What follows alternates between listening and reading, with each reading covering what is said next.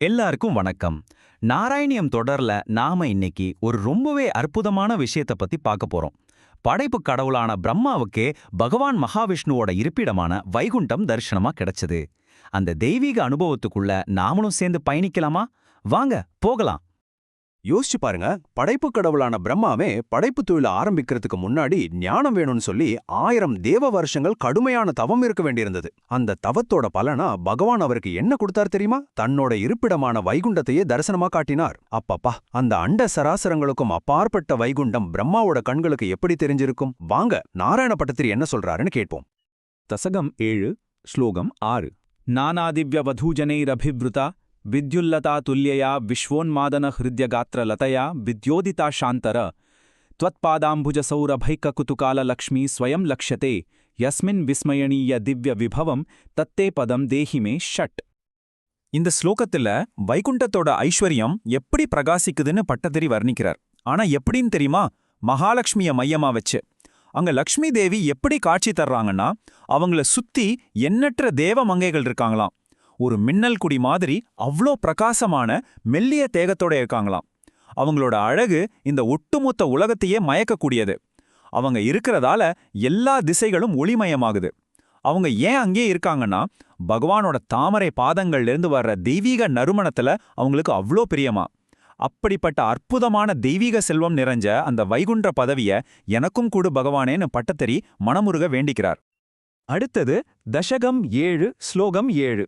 தத்ரைவம் பிரதிதர்ஷித்தே நிஜபதே ரத்னாசனாத்யாசிதம் பாஸ்வத் கோட்டில சத் கீரீட கட்டாத்யாகல்பதி பிராகிருதி ஸ்ரீவத்சாங்கித மாத்த கௌஸ்துபமணி சாயாருணம் காரணம் விஸ்வேஷாம் தவ ரூபமைக்ஷித விதிஸ் தத்தே விபோ பாதுமே. வைகுண்டத்தையும் மகாலட்சுமியும் பார்த்த பிரம்மாவுக்கு அடுத்ததா அந்த வைகுண்டத்தோட நாயகனே காட்சி தர்றாரு. அவர் எப்படி இருந்தார்னு பாப்போமா? ஒரு நவரத்ன சுமாசனம், அதுல பகவான் உட்கார்ந்திருக்கார். கோடி சூரியன் ஒன்னா சேர்ந்தா எப்படி இருக்கும்? அப்படி ஒரு பிரகாசத்தோட கிரீடம், தோள்வளைகள்னு பல தெய்வீக ஆபரணங்கள் அணிஞ்சு ஜொலிக்கிறார். அவரோட திருமார்புல ஸ்ரீவத்சம்னு ஒரு மச்சா இருக்கு. அது மட்டும் இல்ல, அவர் போட்டிருக்கிற கௌஸ்துபம்ங்கிற மணியோட செக்கச்சு வந்த ஒளி அவர் மேல பட்டு அவர் திருமேனிய செவ்வொளியில ஜொலிக்குது. எல்லா உலகங்களுக்கும் காரணமான அந்த ரூபத்தை தான் பிரம்மா பார்த்தார். அந்த ரூபம் எனக்கும் தெரியணுமேனு பட்டத்திரி ஏங்குறார். இப்போ தசகம் 7 ஸ்லோகம் 8. காலாம்போதகலாய கோமள ருஷிச்சக்ரேண சக்கரம் திஷா மாவ்ருண்வான முதாரமந்த ஹசித சியந்த பிரசன்னானனம் ராஜத் கம்புகதாரி பங்கஜதர ஸ்ரீமத் புஜாமண்டலம் ஸ்ரஷ்டுஸ்துஷ்டிகரம் வபு த்வவ விபோ மத்ரோகமுத்வாசயேத். 8. பகவானோட திருமேனிய இன்னும் அழகா வர்ணிக்கிறார் பாருங்க. அவரோட நிறம் கார்மேகம் மாதிரி, மென்மையான நீலோத்பல மலர் மாதிரி. அப்படி ஒரு நீல நிறம். அந்த ஒளிவட்டம் எல்லா திசைகளையும் பிரகாசமாக்குதான். முகத்துல ரொம்ப கருணையான மென்மையான ஒரு புன்னகை. 4 கைகள்ல சங்கு, சக்கரம், கதை, தாமரை இதெல்லாம் ஏந்திட்டு இருக்காரு. படைப்பு கடவுளான பிரம்மாவுக்கே பேரானந்தத்தை கொடுத்த அந்த திருவுருவம் என்னோட நோய்களை எல்லாம் போக்கணும்னு பட்டத்திரி இங்க வேண்டிக்கிறாரு. இது எவ்வளவு முக்கியமான ஒரு பிரார்த்தனை பாருங்க. தொடர்ந்து தசகம் 7 ஸ்லோகம் 9. दृष्ट्वा संभृत संभ्रमः कमलभूस्त्वत्पादपातोरुहे हर्षाविष्टवशं वदो निपतितः प्रीत्या कृतार्थी भवन् जानास्येव मनीषितं मम विभो ज्ञानं तदापादयद्वैताद्वैत भवत्स्वरूप परमिथ्याचाष्टतं त्वां भजे. பகவானோட இந்த பிரம்மாண்டமான தரிசனத்தை பார்த்ததும் பிரம்மாவுக்கு என்ன ஆகியிருக்கும்னு நினைக்கிறீங்க? அப்படியே ஆனந்தத்திலையும் ஆச்சரியத்திலையும் மூழ்கிட்டார். பக்தியில நிறைஞ்சு இன்னைக்கு நான் கிருத்தார்த்தன் ஆயிட்டேன், என் ஜென்மம் சாபல்யம் அடைஞ்சிருச்சுன்னு ஒரு பூரிப்போட பகவானோட தாமர திருவடிகள்ல விழுந்து நமஸ்காரம் பண்ணார். அப்புறம் பகவான்கிட்ட கேட்டார், பிரபுவே, என் மனசுல என்ன இருக்குன்னு உங்களுக்கு தெரியாதா? எனக்கு படைப்பு தொழில செய்யறதுக்கான ஞானத்தை கொடுங்க. அது மட்டும் பத்தாது, உங்களுடைய துவைத அத்வைத சுரூபத்தையும் எனக்கு புரிய வைங்க. அதாவது நீங்க எப்படி தனித்தும் இருக்கீங்க, இந்த பிரபஞ்சத்தோட ஒன்றியும் இருக்கீங்கிற அந்த உண்மையும் எனக்கு விளக்குங்கன்னு கேட்டார். பாத்தீங்களா, அவர் வெறும் படைப்புக்கான அறிவை மட்டும் கேட்கல, பரம்பொருளோட தத்துவத்தையும் தெரிஞ்சுக்க ஆசைப்பட்டார். சரி, இந்த தசகத்தோட கடைசி ஸ்லோகம் தசகம் 7 ஸ்லோகம் 10.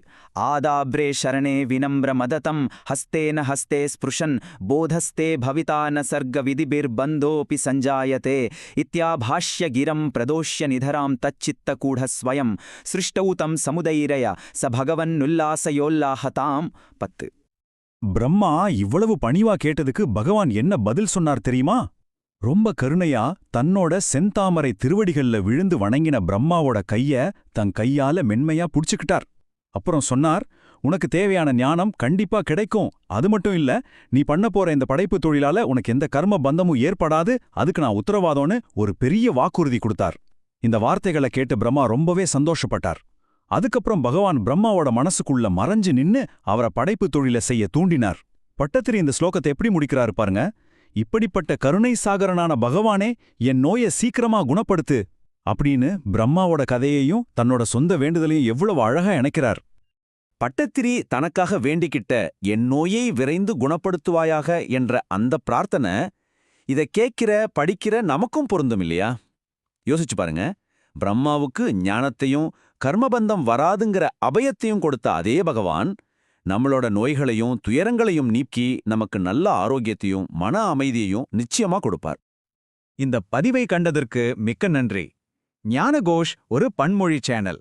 இங்க நாங்க ஆங்கிலம், ஹிந்தி, மராட்டி, தமிழ், குஜராத்தி, மலையாளம், பெங்காலின்னு பல மொழிகள்ல ஆன்மீக ஞானத்தை பகிர்ந்துக்கிறோம். இன்னும் நிறைய மொழிகள் வர இருக்கு. சனாதன தர்மத்தோட காலத்தால் அழியாத பொக்கிஷங்களை ரொம்ப எளிமையா தெளிவா அர்த்தமுள்ள வழியில உங்ககிட்ட கொண்டு வந்து சேர்க்கிறது தான் எங்களோட குறிக்கோள். எங்க சேனல்ல ஸ்ரீமத் பாகவதம், பகவத்கீதை, மகாபாரதம், லலிதா சஹஸ்ரநாமம், தெய்வத்தின் குரல், மகாராஷ்டிரா மற்றும் வங்காள மகான்கள், ஆதிசங்கரோட தெய்வீக கதைன்னு தினசரி பதிவுகளை நீங்க பார்க்கலாம். இது எல்லாமே பல மொழிகள்ல கிடைக்குது. எங்களோட இந்த முயற்சி உங்களுக்கு பிடிச்சிருந்தா தயவு செஞ்சு ஞானகோஷ் சேனலுக்கு சப்ஸ்கிரைப் பண்ணுங்க. அப்போதான் நாங்க தினமும் போடுற வீடியோக்கள் உங்களுக்கு நோட்டிஃபிகேஷன்ல வரும். மறக்காம இந்த தெய்வீக அறிவை லைக் பண்ணி உங்க குடும்பத்தினர், நண்பர்கள் எல்லோரோடையும் ஷேர் பண்ணுங்க.